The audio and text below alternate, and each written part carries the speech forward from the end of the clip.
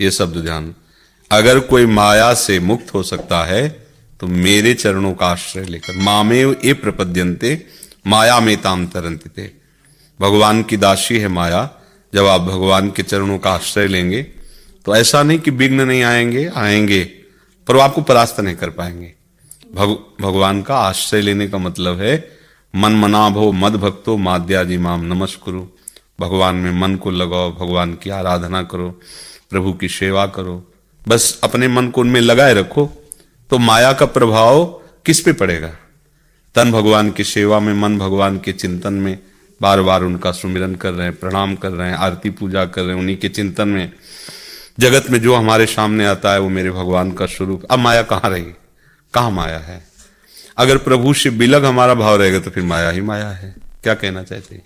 पहले जो परिवारजन प्रतिरोध करते थे वो अनुकूल होते जा रहे, देखो उसकी वजह से फिर मैं परिवार का अनुकूल होना या प्रतिकूल होना कोई खास बात नहीं, ध्यान रखना। नहीं, सत्संग नहीं हो पाता। पूरा संसार हमारे अनुकूल हो जाए, मेरा मन मेरे प्रतिकूल हो तो क्या लाभ?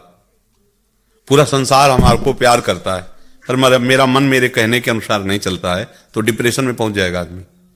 और हमारा मन हमारा मित्र बन गया, हमारे अनुसार चल रहा तो पूरा संसार गाली दे तो कोई फर्क नहीं पड़ेगा।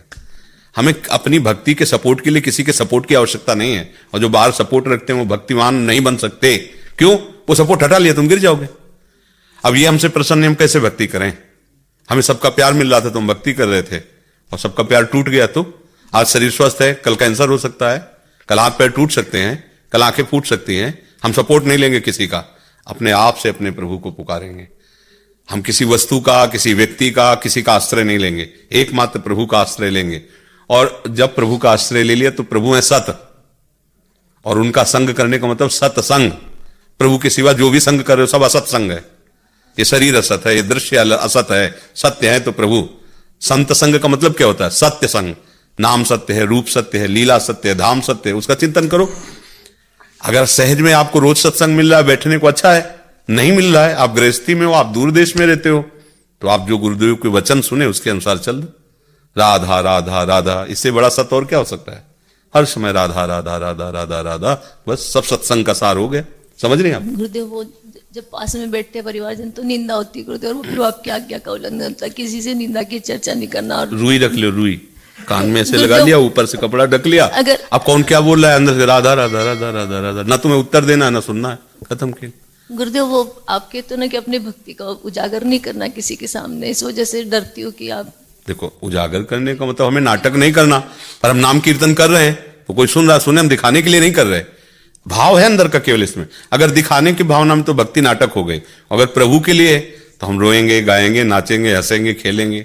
अब हम ऐसा तो नहीं कि दिखावा से हटने के लिए हम भक्ति के प्रगट स्वरूप को ही मिटा दें कि हम तिलक न लगाए, हम कंठी न लगाए, हम माला नहीं जपे। देखो, अलग अलग परिस्थितियों से अलग अलग व्यक्ति की उपासना में उसको उपदेश दिया जाता है, सार्वजनिक उपदेश नहीं होता।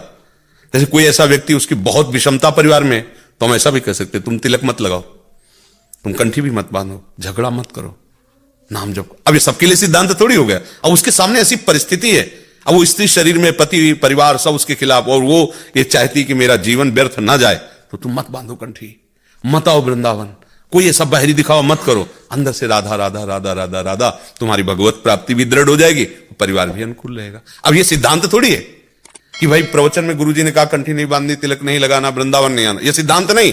ये पर्सनल उसकी दवा है, उस उपासक की, जिसके सामने ऐसी परिस्थिति है। तो ये बात देखनी कि हम कब, कहां, किसको, किस लिए उपदेश दे रहे हैं।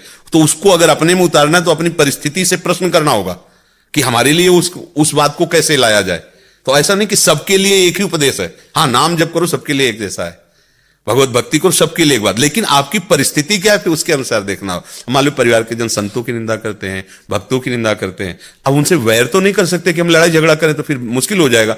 अपने को बचाना है, उनको खुद पता चलने लगेगा कि इसके ऊपर कोई असर नहीं हो रहा। अपनी मस्ती में उनसे भी भगवत व्यवहार करना, आपको उनकी भी निंदा नहीं करनी, चतुरता पूर्वक रहना है। अगर आप ये चतुराई नहीं करोगे तो फिर आपकी भक्ति बाधित हो जाएगी, परेशान हो जाओगे आप। परिवार के लोग हैं, वो जीने नहीं देंगे तो आपका अशांति हृदय हो जाएगा, फिर ठीक नहीं। स्त्री शरीर कहां जाओगे? शांत गंभीर, और निंदा कर रहे हैं तो राधा राधा राधा, अंदर भावना रखो, हे प्रभु आप चाहे जितनी परीक्षा ले लो, हमारी बुद्धि